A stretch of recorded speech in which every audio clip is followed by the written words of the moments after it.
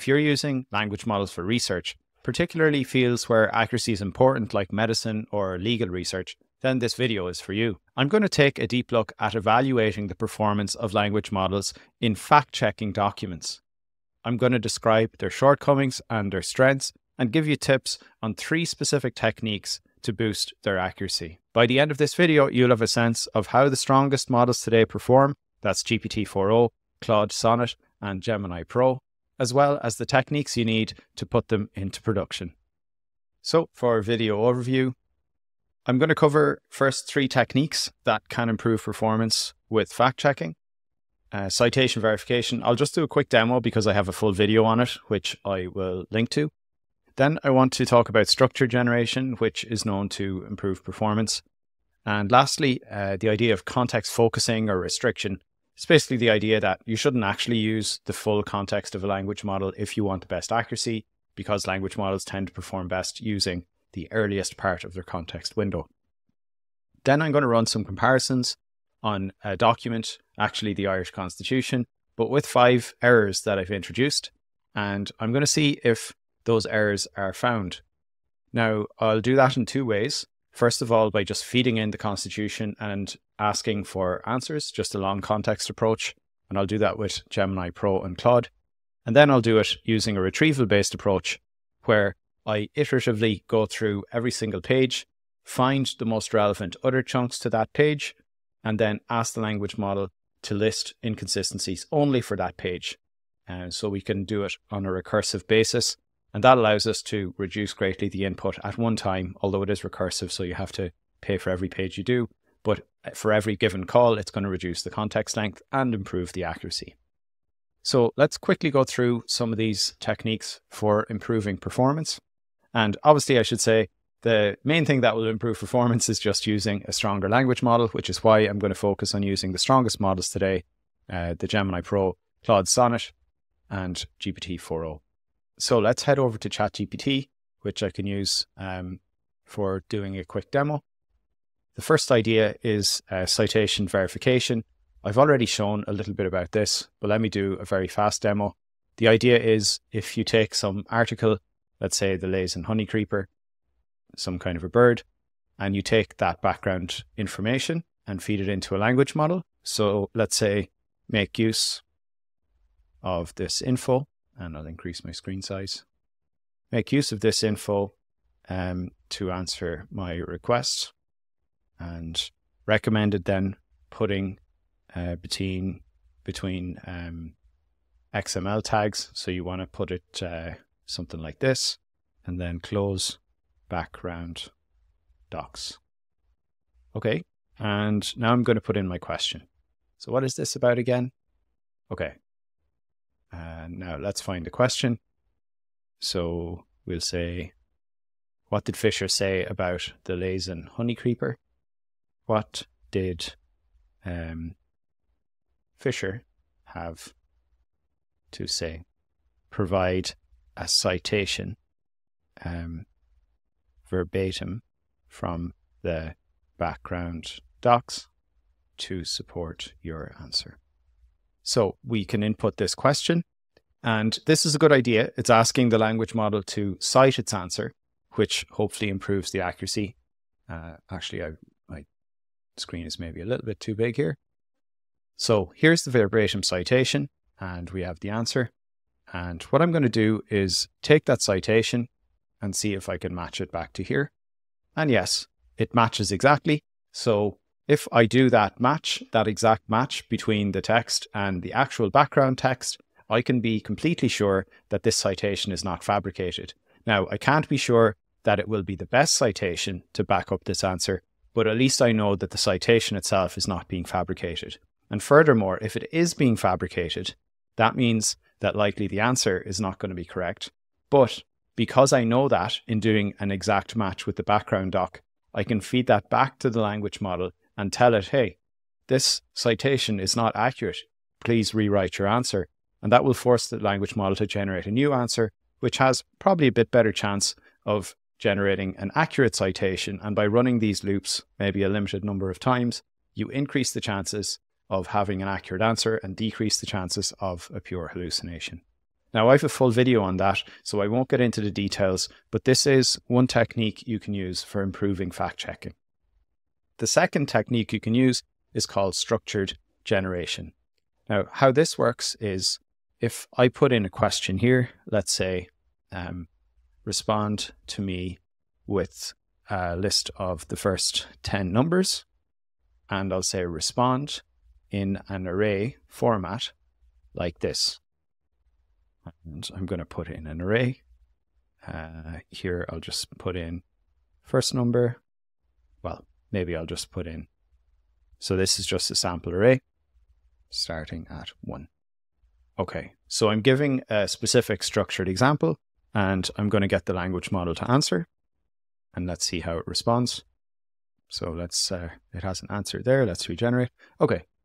So this is the answer, and we have the first 10. Now, this in itself is a structured response. I have requested the language model to respond with a structure, and this is nice because it allows me to easily extract those numbers using a Python script or some other script. But this inherently doesn't necessarily improve the quality of the answer.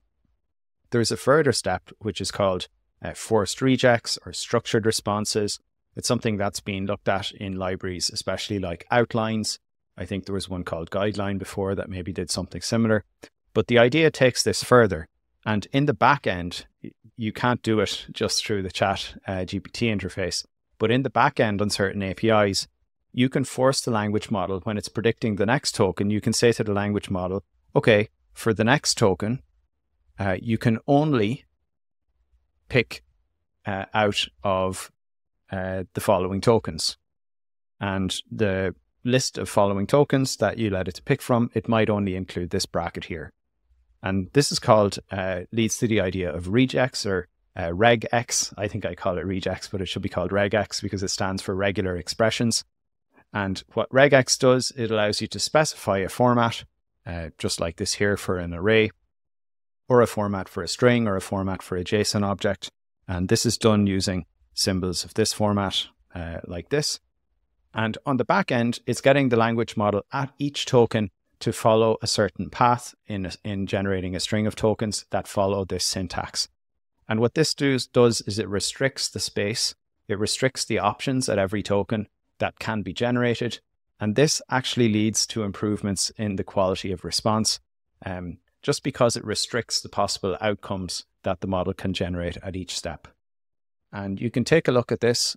For example, if you go to OpenAI, and I'll just show here quickly the outlines GitHub repo. This is an open source implementation that I think has been incorporated by a lot of companies. Here's OpenAI's implementation, structured outputs. And you can see here, when you use the exact same model, if you have this model here, just with prompting, then you do prompting where you ask for structured outputs, which is the example I showed. I said I wanted it in array format. And then you have prompting with structured outputs where you enforce that output format. So you are guaranteed, because you restrict what the LLM can produce, you are guaranteed to get that specific structure. You are able to get significant improvements in scores. And this is something that has been replicated by a lot of companies and a lot of papers. But basically, if you aim for structured outputs, and for example, we'll see one later, but I'm going to force the model to give a response and then give citations. This is something that is going to improve the accuracy of your LLM. Now, the last technique I want to mention is, I've just made this up, but I'm calling it context focusing. I haven't made up the idea. I mean, it's fairly well known at this point, but I don't know what to call it. I'm calling it context focusing or restriction. And the idea is, if possible, try to use a shorter context length, namely below maybe 16K tokens. And the reason is, if you look at heat maps of where language models perform, here's a heat map from Greg Camrad. And this shows on the x-axis the number of context length tokens going up to 200K, which is what Claude models support. And then here is the placement of the fact. So he will place a fact document at, say, 50% deep in the document, or 10% deep, or 10% deep here. And just notice that the scale here is logarithmic, I think. So it's kind of compressed. And basically the middle here accounts for a very large portion of the document. And this just accounts for like really close to the end of the document. and this is really close to the start.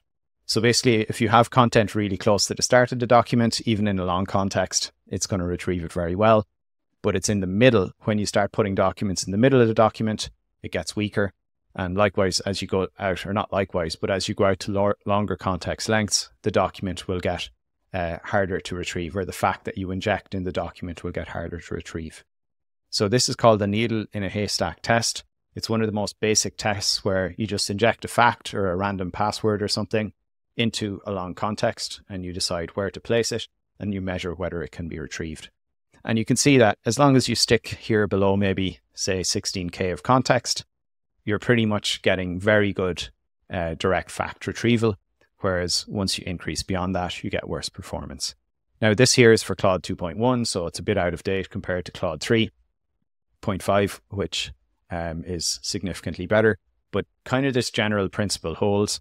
And also, this is just a simple needle in the haystack test. It's not an elaborate logic test. It's literally just checking if it can detect a passphrase or a fact embedded in the document. If you do a more elaborate question asking about reasoning or how two different parts deep in the document interact with each other, you're going to get even worse performance. So you should think of needle in a haystack really as a kind of an upper bound on what the performance might be. And the clear message you take away here is that, yeah, for now anyway, if you use these shorter context lengths empirically, it's going to have better retrieval and better accuracy. So that's something to keep in mind in doing fact checking, and something we will keep in mind when we go through our setup now shortly. So I'm back on track, and we're going to talk now about a comparison. So I'm going to compare two different approaches. In the first approach, I'm going to take a long document, the Irish Constitution, introduce 5 errors, and then see if these two powerful models can find them. And in the second one, I'm going to iterate page by page, and for each page, I'm going to find a few relevant chunks using Retrieval, BM25 and cosine similarity. I'll talk more about that. And use that shorter context then, just the page plus some relevant chunks, to see if the language model can find an inconsistency. So I'm going to get started by heading over to the Advanced Inference repository. And here we are in the Advanced Inference repo, and I have just released a folder here called Fact Check.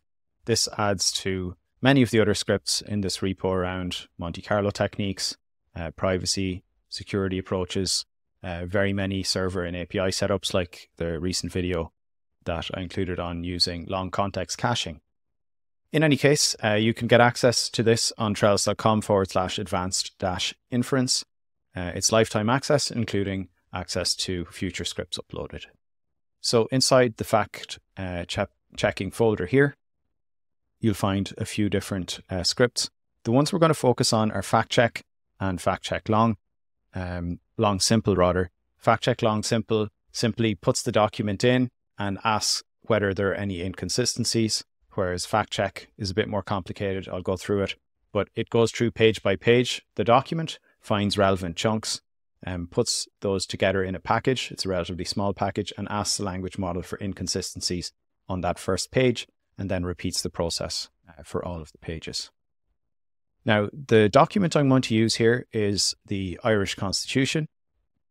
We can take a look inside data, and it's called Bunreacht na hÉireann, which is, Constitution of Ireland. It's actually got Irish and English within it, which is kind of adds a dimension to the fact checking, because if I change the English, it's always got the Irish to rely on, although Irish is a minority language, so it doesn't really have great support for Irish, but it's not too bad. The idea is I take the Irish Constitution and I grab that text and I introduce a few errors. So I've basically extracted the Constitution. You can already see an error. I put in the Constitution of Holland here, and I put in 5 different errors throughout all of this text. I've actually summarized the errors here, so let's take a quick look. So the first error, I've switched Constitution of Ireland, Constitution of Holland. That should be an easy mistake. The second one, I swapped the English language is recognized as the second official language to being recognized as the third official language. There is no third official language. The next one is quite a bit more subtle. So the Oireachtas, which is basically the Houses of Parliament, shall not enact any law providing for the imposition of the death penalty. I swapped that to shall have the option to enact any law providing for the imposition of the death penalty. So I just completely swapped the meaning there. Then with respect to the Treaty of Lisbon, I've added in the word not to say that we may not ratify the Lisbon Treaty, whereas the Constitution confirms that we have or we can. And the last one here, there's basically a rule around some voting where the votes cast cannot be less than 33 1/3% of the total, I think, eligible electorate. And I've just swapped that to say not less than 0%. So yeah, this is something that it's maybe not inconsistent with another part of the document, but clearly it would never make sense to say less than 0% in this context. So yeah, this is maybe a trickier thing, and we'll see if the language model is able to pick that out. So we've 5 mistakes, and I have then put that text back into PDF form. So it has pages, and just by the way, I've split these errors so they're roughly split throughout the document. I think out of about 50 pages of text now, I've got one error at page 1, 6, 12, 27, and 42. So this is my setup. I've got my document, I've got my 5 errors, and let's see if we're able to pick those errors out. So the first thing I'm going to do is that simple fact check where I just put all the document in, and that'll be run using fact check long simple. So let's scroll down and take a look at how the processing works. So I have this process file function. It takes in a language model, a file name, and then a fact check prompt. I'll give you a quick look at the fact check prompt. Fact check long simple prompt. Provide a clear description of the 10 most important inconsistencies or errors found. I've only introduced 5, but if I say find the most 5, it'll just find some other things it thinks are inconsistencies, which may well be. The Irish Constitution is known to have some inconsistencies between Irish and English versions. So I want to give it some headroom. For each inconsistency, include 2 short verbatim citations. Now, I'm not providing structure here. I'm just asking it to give citations to try and ground it a bit. And for each citation, give the exact quote and file name. Ensure the citations support the identified inconsistency. If there are no inconsistencies, state this. Pay attention to numerical data. Ignore errors in page numbers or absolute page numbers. So one of the issues with PDFs is that they might have numbering like Roman numerals, and then it goes to normal numbers, and that can become quite confusing, especially because additionally, I like to sometimes inject the absolute page numbers to give the LLM a reference of where it is within the document. So I'm not worried about page numbers, although I think it is a valid thing to cross-check, and probably that's a useful task in itself, is using fact-checking around page numbers. So this is the prompt. And for processing the file, we're going to basically open up the PDF. We're going to set the system message to the fact-check prompt. We're going to clean the text a little bit, just remove special characters, things like that, and then ask the language model to analyze the following document from file name. And I've here set up my request to Claude, Sonnet. You can see here Sonnet, my request to Gemini, and my request to GPT, which I can set as GPT-4o, or I can set it as GPT-4o mini. I'm going to use GPT-4o though for a stronger response. And that's pretty much it. It's going to print out the answers, and we can take a look in the data folder of the long simple responses. So here we've got Claude. Let's look at this one first. And you can see already it's identifying 5 different inconsistencies, so it didn't decide to give us 10. It's got, first of all, the Constitution of Holland, so it got that one right.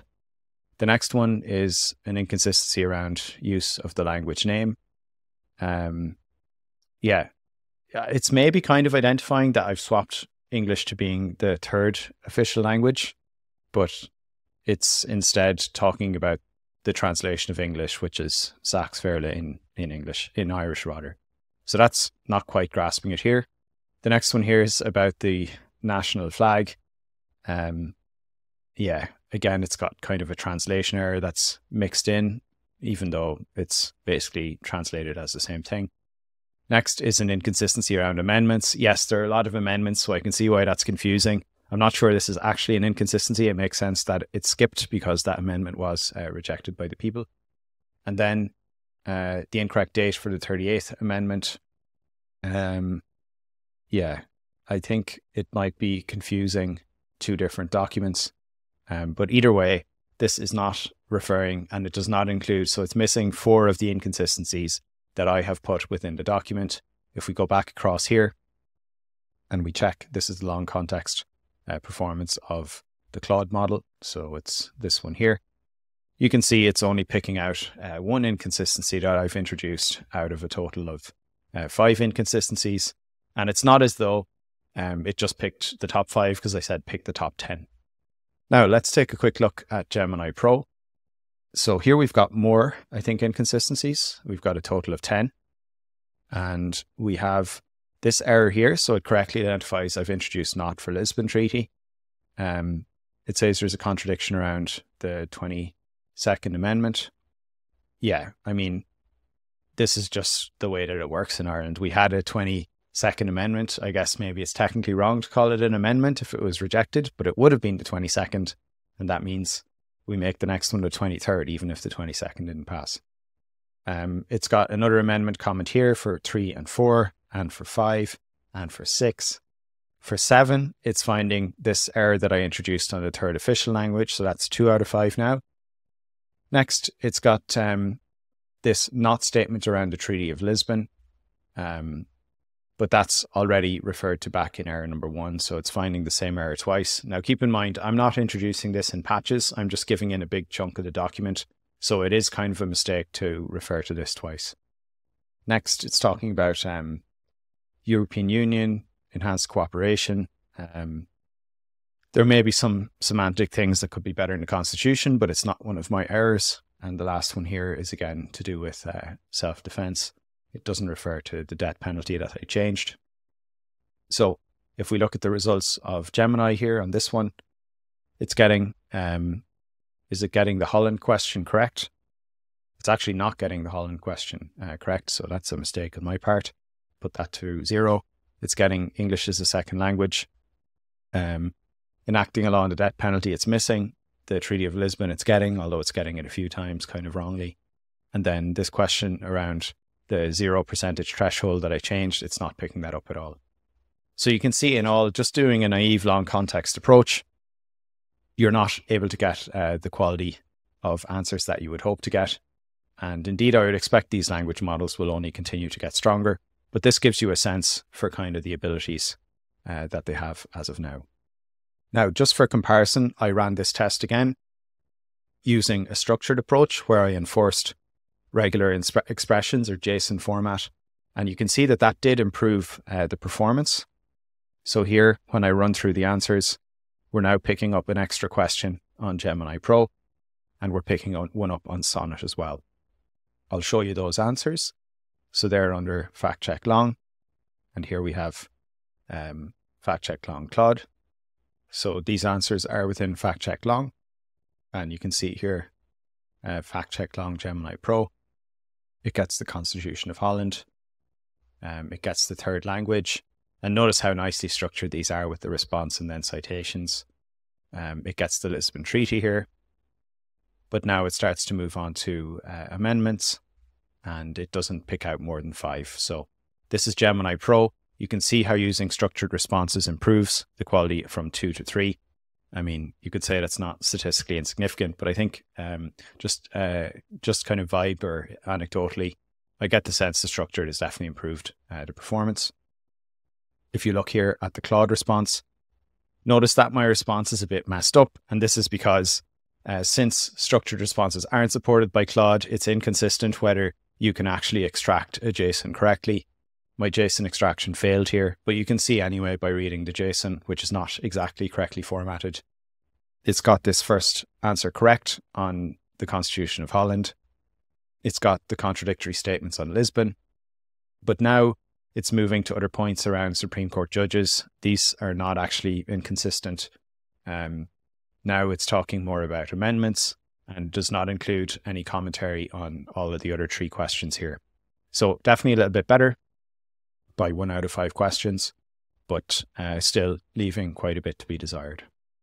I'll just briefly show you the script that allows you to do those structured responses, and they're available in fact check long simple, or rather, sorry, fact check long. We already did the simple one. And you'll notice a few things here. First of all, I'm defining a schema. This is the schema that I want the response to be in. And actually, I need a different schema for Gemini and a different schema for OpenAI. I have defined a schema for OpenAI, but the whole text was too long for OpenAI, which only does about 128k tokens, whereas Claude does 200,000 and Gemini does 1 million. So I couldn't run GPT-4o on this, but I'm just showing you here that OpenAI does support structured responses. You have to describe the schema. You need to additionally put this additional properties field to say that there are no additional properties. This needs to occur in every instance where you have kind of a sub object here. That is not required in the Gemini JSON schema. So you can see that I have a slightly similar schema here. Note how I'm asking for inconsistencies with a description, and then with a primary citation, and then with a related citation. Now, when we go down and we call the LLM, we need to provide in the prompt a description of how we want the response. So, by the way, these JSON schemas are going to be passed into the OpenAI client or the Claude client or the Gemini client, whereas this kind of schema here is part of the prompt. So we have a prompt that goes in asking for a response in this format. And then if the LLM is Claude, we're going to use the Claude client and we're going to get a response from Claude. I'll come back to Claude because it's not possible to do structured responses there. Then for Gemini, we have to pass in to the generation config, the temperature, the max output tokens, but also the response meme type, which will be JSON, and then that Gemini JSON schema.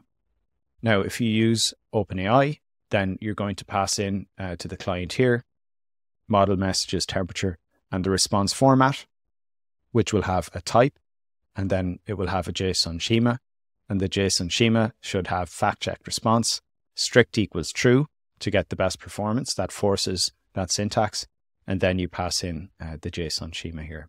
Now, just a note that with OpenAI, it's only going to be supported on this GPT-4o 2024-0806 model, as enforcing strict regex or regex won't be supported on Gemini Mini or GPT-4o Mini or on GPT-4o. So you do need to use this latest model here. Now, I mentioned I'd go back to Claude. So here, when I have the Claude request, it's not possible to enforce structured responses. So the best way to do this is probably to prefill. So you pass in an assistant response that starts with here's the JSON and then an opening brace. And when you get your response, you add that brace back on. Then you search in your response for the first brace and for the last brace, and you extract basically what's between those two braces. So this is going to get Claude, it'll kind of force it to at least start with a JSON brace and then end, but there's no strict enforcement of what's happening in between. So this is technically not a strict enforcement approach to structured JSON. And so there's some money or some quality being left on the table because structured responses are not being supported just yet from Claude, but I imagine they probably will be in the near future by integrating something like the outlines package. So this is the approach I took, and that's what led me to get the results here, the improved results by using structured approach versus just using a simple long context approach. That brings us now to the final approach, which is what I'm calling the paged retrieval approach.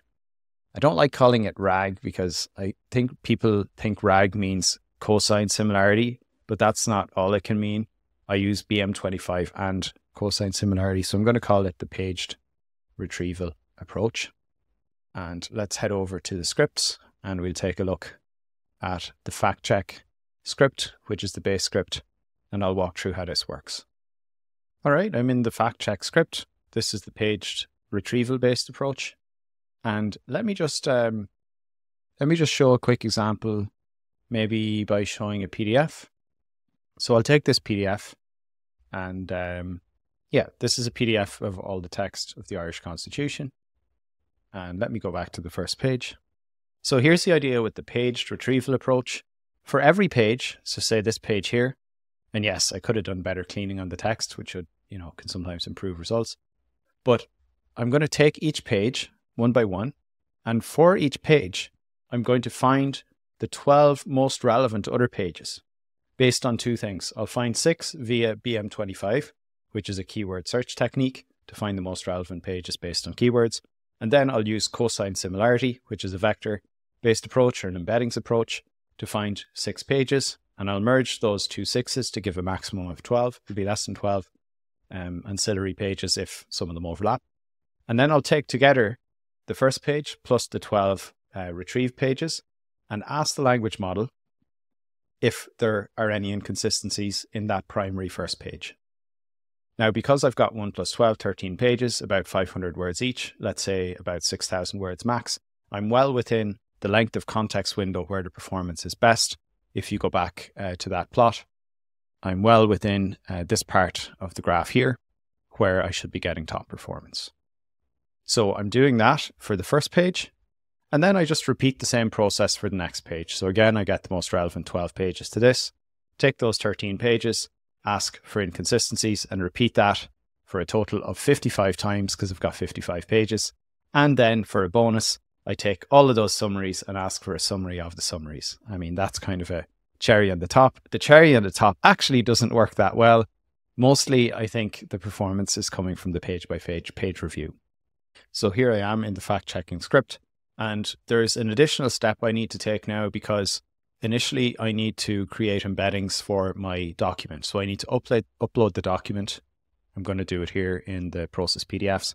Upload the document on a page-by-page basis, and for each page, I'm going to save to database the file name, the chunk, which is the page, and then an embedding of that chunk. And the embedding is done with this model here from Sentence Transformers, using the Sentence Transformers library. It's the All Mini LM L6 V2. It's a 512 dimension embedding. And this is going to be run to create my database here. So here, for example, is the second chunk and the embeddings for that chunk. So this is the pre-processing step where I upload the PDF, create embeddings for each page because that's going to be needed. Then I have a function to find similar chunks. It's going to use cosine scores by comparing the key chunks. So if I'm looking at the first page, I'll get the embedding for the first page and compare that to the embeddings for all the other pages and find the 6 closest ones. Then I'm going to do the BM25. So I'll do a keyword analysis of the first page and compare that to the analyses of each of the other pages and pick the 6 most relevant. I combine the top cosine and top BM25 chunks and return a list of chunks. And they're going to be included. So it'll be the first page plus 12 pages of related information. Now, just as I did for the structured responses for the long context, I'm going to use structured responses here. So I have a JSON schema for OpenAI, and I have one for Gemini. There's none for Claude because it doesn't support it. And then within the process page, I've got a fact check prompt, which looks much like the fact check prompt I went through earlier. You can take a look here. It encourages the model to provide a clear description and then 2 verbatim citations that demonstrate the inconsistency. Here, additionally, I'm asking each citation to include the exact quote, the file name, and the absolute page number. So actually, when I process the PDF initially, I append at the top of every page, I just append text that says absolute. Let's see if I can find it here. I'm in the wrong file. Here we go, absolute. Yeah, so if I go up to where my text is being read in, every chunk has absolute page number and then the page number appended right before the sanitized text. So I've defined my schemas, I've defined my prompt, and I'm going to pass in primary information, which is just the first page or whatever page we're looking at, and the related information, which is made by joining the 12 max chunks that we found from BM25 or cosine. So then we ask with the user message to analyze the primary information against the related information, the primary being the first page, the related being the other related pages, focusing on identifying the most significant inconsistency. So here, we're just going to ask for one inconsistency max to try and get the language model to focus on the biggest inconsistency on a given page. And then we feed it the primary info and the related info here, and then provide the analysis. So we send that in to the 3 LLMs, which I will select from the command line, and then we run the script. Now, I'll just show you a few of the parameters that we can use to run the script. If I go to Open Preview, we can check here. To run a basic fact check, just run Python run or UV run. I've been using UV, which is a Rust library. It does a lot faster Python installs. So Python run or UV run, or it would be just Python fact check or UV run factcheck.py. And then you can optionally skip the processing. That's the database creation, because once you've created it for a set of files, there's no need to recreate it. Then you can pass in a file name. So here's just a random file name. You can also pass in the name of this file here, Bunrock de Heron. Then you can optionally just run this process on one page to save money. If you just want to run on one page, specify the page number. And then you can choose the LLM, which can be either Claude, Gemini Pro, Gemini Flash, GPT-4o, Gemini. Just note that you have to use the specific GPT-4o version. That's 2024, 08006 or 7, I think, in order to get the strict matching activated for JSONs.